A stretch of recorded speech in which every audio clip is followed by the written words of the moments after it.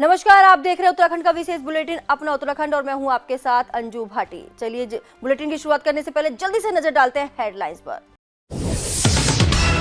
जिले के जंगलों में आग लगने की घटनाएं नहीं थमी, जंगल दिन और रात आग में रहे हैं धधक। वन विभाग को आग लगने की भनक तक नहीं, लाखों की वन संपदा हो रही है जलकर राख।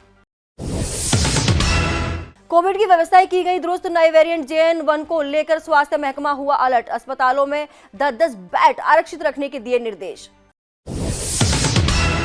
महिला आयोग की अध्यक्षता ने लेखा जोखा रखा सामने, अपने 2 साल के कार्यकाल का लेखा जोखा रखा मीडिया के सामने। महिलाओं के प्रति हो रहे उत्पीड़न को लेकर महिला आयोग ने किए काफी काम। बैंक्वेट हॉल में सशक्त महिला सम्मेलन का आयोजन, सम्मेलन में करीब हजारों की संख्या में महिलाओं ने लिया भाग। लोकसभा चुनाव के लिए महिलाओं को तैयार होने के लिए किया आह्वान। चलिए बढ़ते हैं आगे। कोविड के नए वेरिएंट JN1 को लेकर उत्तराखंड में स्वास्थ्य महकमा पिछले दिनों से पूरी तरह अलर्ट मोड पर नजर आ रहा है। ऐसे में प्रदेश में व्यवस्थाएं दुरुस्त हों, इसके लेकर स्वास्थ्य मंत्री डॉक्टर धन सिंह रावत ने कहा कि कोविड को देखते हुए हमने सभी अस्पतालों में 10-10 बेड आरक्षित रखने के निर्देश दिए हैं, जिससे जरूरत पड़ने पर कोविड मरीजों को तत्काल उचित उपचार मिल सके। वहीं बीते सालों के शुरुआती दौर में कोविड की लहर के चलते सबसे ज्यादा मामले राजधानी देहरादून में दर्ज किए गए हैं। उस दौरान तमाम हॉटस्पॉट राजधानी दून में चिन्हित किए गए, जिसके चलते स्वास्थ्य विभाग के लिए भी एक बड़ी चुनौती खड़ी हो गई है। ऐसे में कोविड के नए वेरिएंट के चलते राजधानी दून में स्वास्थ्य विभाग ने पहले ही अपनी तैयारियां दुरुस्त कर ली है। देखिए, कोरोना में भारत सरकार ने SOP जारी कर दिया और हमने भी SOP जारी कर दिया। घबराने को किसी की जरूरत नहीं है, क्योंकि हमारे यहाँ सब पे वैक्सीन लग चुकी है और जो भी अब कोरोना के केस आ रहे हैं वो बहुत नॉर्मल स्थिति में है। लेकिन एहतियात के तौर पे हमने सभी डिस्ट्रिक्ट हॉस्पिटलों में 10-10 बेड जो है कोरोना के मरीजों के लिए आरक्षित कर दिए। कोविड के लिए जो हमारी राज्य सरकार ने SOP जारी की है, तो उसी को हमने सभी अस्पतालों में निर्देश दे दिए हैं। पर्याप्त मात्रा में हमारे पास बेड भी आरक्षित कर दिए गए हैं। ऑक्सीजन तथा ऑक्सीजन कंसंट्रेटर की समुचित व्यवस्था कर ली गई है। अभी तक केवल 2 ही केस जनपद में पॉजिटिव आए हैं, तो हमने उसके लिए टेस्टिंग बढ़ाने के लिए भी सभी अस्पतालों को निर्देश दिए हैं। उत्तराखंड महिला आयोग की अध्यक्षता ने अपने 2 साल के कार्यकाल का लेखा जोखा मीडिया के सामने रखा। इस दौरान उन्होंने बताया कि उन्होंने इस 2 सालों में महिलाओं के प्रति हो रहे उत्पीड़न को लेकर महिला आयोग ने काफी काम किए हैं। कहा कि लोगों को जागरूक करने के लिए कई कार्यक्रम आयोजित किए गए। इसके साथ ही सुदूरवर्ती क्षेत्रों में आयोग द्वारा कैंप आयोजित किए गए और एक बड़ा फैसला इस मामले में लिया गया है। महिलाओं के उत्थान के लिए महिला नीति का फाइनल ड्राफ्ट शासन को सौंपा गया है। पूरी तरह से वो नीति बनी इसलिए है क्योंकि उत्तराखंड का बहुत बड़ा क्षेत्र पहाड़ी क्षेत्र है, जहाँ की वास्तव में आधी आबादी रहती है, क्योंकि पुरुष तो बाहर रहते हैं, कोई फौज में है, कोई किसी दूसरे पेशे में है। तो महिलाएं उत्तराखंड की जो पहाड़ में रह रही हैं उनको लेकर, और जो प्लेन की जो हमारी महिला, सभी को लेकर ये नीति बनी है। विशेषकर उत्तराखंड को हमने केंद्र बिंदु, विशेषकर जो हमारा पहाड़ी क्षेत्र है उसको केंद्र बिंदु हम लोगों ने बनाया है। राजधानी देहरादून के सुभाष रोड स्थित बैंक्वेट हॉल में सशक्त महिला सम्मेलन का आयोजन किया गया। बीजेपी महिला मोर्चा की ओर से आयोजित इस सम्मेलन में करीब हजारों की संख्या में महिलाओं ने भाग लिया। इस अवसर पर महिला मोर्चा की नेताओं ने आने वाले लोकसभा चुनाव के लिए महिलाओं को तैयार होने के लिए आह्वान किया। इस सम्मेलन में बीजेपी के प्रदेश अध्यक्ष महेंद्र भट्ट के साथ कैबिनेट मंत्री गणेश जोशी सहित कई नेता मौजूद रहे।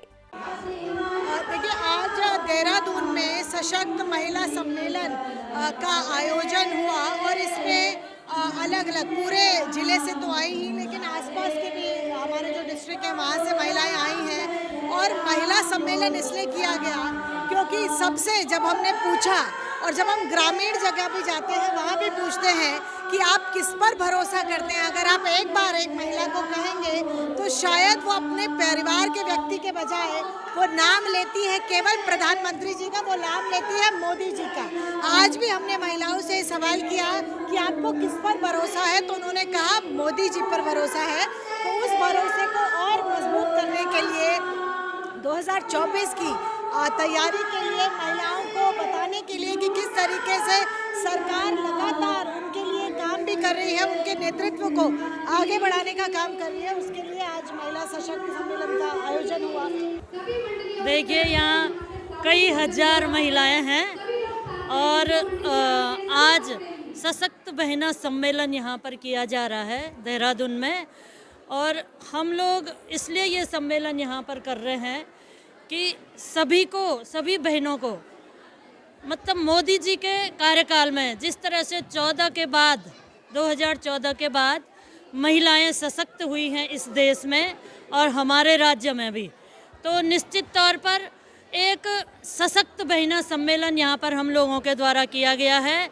आज आप लोग देख रहे हैं स्वयं सहायता समूहों के माध्यम से हमारी बहनें जिस तरह से आर्थिक रूप से, सामाजिक रूप से 33% आरक्षण देकर सामाजिक रूप से और आर्थिक रूप से सशक्त हो रही हैं, तो ये इस थीम के साथ एक सशक्त बहना सम्मेलन यहाँ पर किया जा रहा है, जिसमें हजारों बहनें आज इस सम्मेलन में यहाँ पर आई हुई है। प्रदेश सरकार ने 2024 में स्वास्थ्य और चिकित्सा शिक्षा में 10,000 नौकरियां देने का लक्ष्य रखा है। स्वास्थ्य और चिकित्सा शिक्षा विभाग में फार्मासिस्ट और टेक्नीशियन पदों पर वर्षवार मेरिट पर भर्ती की जाएगी। इसके अलावा फार्मासिस्ट संवर्ग में पदों की संख्या भी बढ़ाई जाएगी। तो वहीं मुख्य विपक्षी दल कांग्रेस सरकार पर सवाल खड़े कर रही है। कांग्रेस के प्रदेश संगठन उपाध्यक्ष मथुरा दत्त जोशी का कहना है कि बीजेपी नारेबाजी करने और जुमलेबाजी करने में माहिर है। जोशी ने कहा कि इन 7 सालों में बीजेपी सरकार के 3 मुख्यमंत्री बने और तीनों ने ही अलग अलग बयान दिए हैं। त्रिवेंद्र सिंह रावत ने कहा कि हम 24,000 नियुक्तियां करेंगे, तो वहीं तीरथ सिंह रावत ने कहा कि हम 22,000 नियुक्तियां करेंगे। वहीं अब पुष्कर सिंह धामी ने कहा कि 21,000 नियुक्तियां की जाएंगी। तो पहले सरकार को इसका हिसाब जनता को देना चाहिए और कांग्रेस पार्टी पूरे 7 साल का हिसाब मांग रही है कि पिछले 7 सालों में कितनी नियुक्तियां बीजेपी सरकार ने की हैं। देखिए, मैंने पहले भी आपको कहा कि ये सरकार केवल नारेबाजी देने में, जुमलेबाजी करने में माहिर है। इनके 3 मुख्यमंत्री हुए हैं विगत 7 वर्षों में, तीनों का अलग अलग स्टेटमेंट है। एक मुख्यमंत्री ने कहा 25,000 नियुक्तियां करेंगे, दूसरे ने कहा 24 करेंगे, तीसरे ने कहा 21,000 करेंगे।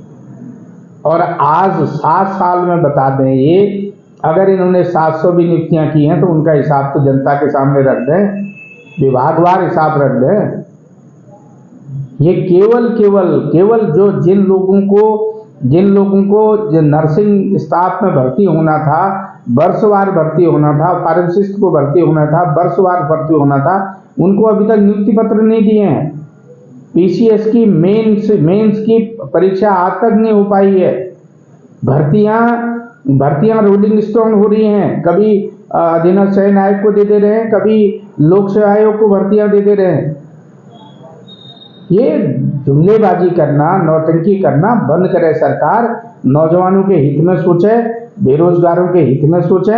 उत्तराखंड के जो मूल निवासी हैं उनके हित में सरकार को सोचना चाहिए। उनके बलबूते पर यह सरकार बनी है। डीएम चंपावत नवनीत पांडे के निर्देशानुसार अनुसूचित जनजाति के ग्रामों के आर्थिक उत्थान के लिए प्रधानमंत्री जन मन योजना के अंतर्गत प्रचार प्रसार के लिए मुख्य विकास अधिकारी संजय कुमार सिंह की अध्यक्षता में शिविर का आयोजन किया गया। आपको बता दें कि राजकीय उच्चतर माध्यमिक विद्यालय ग्राम खिरद्वारी तहसील पूर्णागिरी के अंतर्गत बहुउद्देशीय शिविर का आयोजन किया गया। शिविर में विभिन्न विभागों के अंतर्गत संचालित योजनाओं से जनजाति के लोगों को लाभान्वित किए जाने के लिए विभागीय और स्टॉल लगाए गए और विभागीय अधिकारियों ने ग्रामीणों को प्रधानमंत्री जन मन योजना के अंतर्गत योजनाओं की जानकारी क्षेत्रीय आम जनता को दी गई। इस मौके पर एडीपी विमी जोशी, जिला समाज कल्याण अधिकारी आरएस सामंत, खंड विकास अधिकारी करविंद सिंह रावत, ग्राम प्रधान सचिन सिंह सहित अनेक जनप्रतिनिधि, स्थानीय कृषि विभागों के अधिकारी, कर्मचारी भी मौजूद रहे। का आयोजन किया गया, इसमें अधिकारियों की क्या दिशानिर्देश दी गई और क्षेत्र की जनता के लिए क्या सुविधाएं मुहैया कराई गई। प्रधानमंत्री जनमन योजना के अंतर्गत जनपद के अंतर्गत वनराजी जनजाति का गांव खिरद्वारी है और ये दूरस्थ गांव है। यहाँ पर आज शिविर लगाया गया। इसका उद्देश्य ये था कि जो हमारे 11 इंटरवेंशंस हैं जिसमें आवास है, सड़क है, पेयजल है, बिजली है, जो आवासीय हॉस्टल है, इसके अतिरिक्त स्वास्थ्य सुविधाएं हैं और आजीविका संबंधी विभिन्न इंटरवेंशन के लिए काउंटर्स लगाए गए। सभी विभागों के अधिकारी यहाँ उपस्थित हुए और यहाँ ये प्रयास किया गया कि एक कार्य योजना बन जाए, सभी लाभार्थियों का चिन्हांकन कर लिया जाए। यहाँ चूँकि कनेक्टिविटी का इशू था, तो इसके कारण आधार और आयुष्मान कार्ड बनने में समस्या रही। उसके लिए पृथक से टनकपुर में एक कैंप लगाया जाएगा। वो 2 दिन या 3 दिन के अंतर्गत ये प्रयास किया जाएगा कि समस्त लाभार्थियों को लाभान्वित किया जाए। आज के का शिविर जैसा आपने देखा कि बड़ी संख्या में ग्रामीण यहाँ पर उपस्थित हुए थे और उन्होंने सभी काउंटर्स पे जाके सभी विभागीय अधिकारियों ने प्रयास किया कि उनकी योजना के जितने पात्र लाभार्थी हैं उनका चिन्हांकन हो जाए और जिनका ऑफलाइन डेटा था उन्होंने वो भी एकत्र किया और ताकि 100% सैचुरेशन संतृप्तिकरण की तरफ हम लोग प्रयास करें। आजीविका के अंतर्गत भी आज एक समूह यहाँ गठित किया गया है जिसमें ताकि यहाँ स्वरोजगार के क्षेत्र में भी काम हो सके। विभिन्न विभागों के द्वारा अपना काम किया गया और राजस्व विभाग के द्वारा भी कंबल वितरण का कार्यक्रम किया गया। बाकी यहाँ कार्य योजना बना दी गई है, सड़क की कार्य योजना बना दी गई है, विद्युत का सर्वे कर लिया गया है, हमारा जो बहुउद्देशीय केंद्र बनना है उसका सर्वे कर लिया गया है और राशन कार्ड के अंतर्गत भी चिन्हीकरण कर लिया गया है। तो विभिन्न कोई भी विभाग ऐसा नहीं था जो जिसने आज यहाँ पर आकर मूलभूत आवश्यकताओं का संतृप्तिकरण का आकलन न किया हो और इसके आधार पर हम आप पर आगे कार्रवाई करेंगे और इस गांव को पूर्ण रूप से संतृप्त करेंगे। बीजेपी ने जहां आगामी लोकसभा चुनाव को लेकर 400 सीटों को जीतने का लक्ष्य निर्धारित किया है, साथ ही इस नारे को वॉल पेंटिंग के जरिए एक अभियान की तरह लिया है, वहीं कांग्रेस ने इस पर कटाक्ष किया है। पूर्व मुख्यमंत्री हरीश रावत ने कहा कि घमंड रावण और अहिरावण का भी नहीं रहा, यह रावण और अहिरावण वाली पार्टी का भी इस बार घमंड चूर हो जाएगा। उन्होंने कहा कि 2024 के लोकसभा चुनाव में बीजेपी 200 के पार भी नहीं जा पाएगी। देखिए, घमंड रावण का भी नहीं रहा, अहिरावण का भी नहीं रहा, तो ये जो रावण अहिरावण वाली पार्टी है इसका घमंड जो है इस बार चूर हो जाएगा। ये 2024 में 200 के पार नहीं होंगे, आप देख करके चलिएगा। 50% कर दो बिल्कुल। पिछले दिनों पीडब्ल्यूडी विभाग द्वारा सड़कों को गड्ढा मुक्त करने के लिए ऐप जारी किया गया था। उस पर इतनी शिकायतें आ रही हैं कि विभाग निस्तारित ही नहीं कर पा रहा है। इसको लेकर पीडब्ल्यूडी मंत्री सतपाल महाराज ने कहा कि इस ऐप पर ज्यादातर शिकायतें ग्रामीण सड़कों की आ रही हैं, जबकि इसके अंदर ग्रामीण सड़क नहीं थी। उन्होंने कहा कि विभाग के पास धन की कमी है, इसीलिए राष्ट्रीय राजमार्गों और राज्य मार्गों को गड्ढा मुक्त बनाने के लिए यह ऐप बनाया गया था। हालांकि उन्होंने यह भी बताया कि ग्रामीण सड़कों के लिए भी जल्द ही सरकार बजट का प्रावधान कर सड़कों में गड्ढों को दुरुस्त करेगी। उसका निस्तारण हो रहा है। शिकायतें उसमें क्या है कि गांव की सड़कें के बारे में लोग जो हमें भेज रहे हैं, गांव की सड़कें इसमें इंक्लूड नहीं की गई है। बजट का कंस्ट्रेन है और लिमिटेड बजट होने के नाते इसमें हमने स्टेट हाईवेज रखी थी, उनका हम रिपेयरिंग कर रहे हैं। जैसे जैसे फंड्स आएंगे हम गाँव की सड़कें भी इसमें लेंगे। भारत सरकार द्वारा चलाई जा रही विकसित भारत संकल्प यात्रा पर पूरे देश भर में सरकार द्वारा चलाई जा रही है। जन कल्याणकारी योजनाओं को जन जन तक पहुंचाने का काम कर रही है। वहीं उत्तराखंड का छोटा गांव हो या फिर बड़ा शहर, सभी में विकसित भारत संकल्प यात्रा के माध्यम से योजना घर घर तक पहुंचाई जा रही है। उसी क्रम में आज जनपद उधम सिंह नगर के जसपुर सब्जी मंडी में नगर पालिका अधिशासी अधिकारी के नेतृत्व में विकसित भारत संकल्प यात्रा का आयोजन किया गया, जिसमें स्वास्थ्य विभाग, विद्युत विभाग, खाद्य आपूर्ति विभाग, उद्यान विभाग, पशु चिकित्सा विभागों के साथ साथ सभी विभाग मौजूद रहे और लोगों को सरकार द्वारा चलाई जा रही जन कल्याणकारी योजना की जानकारी दी। साथ ही कार्यक्रम में आयोजित सभी लोगों ने भारत को 2047 तक आत्मनिर्भर बनाने की शपथ ली। भारत संकल्प यात्रा पूरे देश में चल रही है। उसी के तत्वाधान में आज हमारे नगरीय क्षेत्र जसपुर में ये कार्यक्रम हो रहा है, जिसमें सभी विभागों के अधिकारी यहाँ पर उपस्थित हैं और अपने विभागों की विभिन्न योजनाएं विस्तार के साथ बता रहे हैं। हमारे प्रधानमंत्री और हमारी सरकार का एक ही उद्देश्य है कि हमारी जो सरकार है जनता के द्वार तक पहुंचनी चाहिए, जनता को पता चलना चाहिए हमारे लिए क्या क्या लाभकारी योजनाएं सरकार द्वारा की जा रही हैं। और सरकार द्वारा पिछले 8-9 साल में जो केंद्र सरकार द्वारा जनहित में जन कार्य कराए गए हैं उसके बारे में बड़े विस्तार से जानकारी मिले, तो इसमें एक जागरूकता बढ़ेगी और लोग जो भी इसके फायदे हैं, सरकार अलग योजना के फायदे हैं, वो जनता तक पहुंचेगी। अल्मोड़ा जिले के जंगलों में आग लगने की घटनाएं थमने का नाम नहीं ले रही हैं। हवालबाग विकासखंड के शीतला खेत, बिंसर, कसार देवी जंगल दिन रात आग में धधक रहे हैं। इससे वन संपदा को खासा नुकसान पहुंचा है। वन विभाग को आग लगने की भनक तक नहीं है। इससे लाखों की वन संपदा जलकर राख हो रही है। वहीं जंगलों से उठने वाला धुआं आबादी में पहुंच रहा है। इससे लोगों को दिक्कत झेलनी पड़ रही है।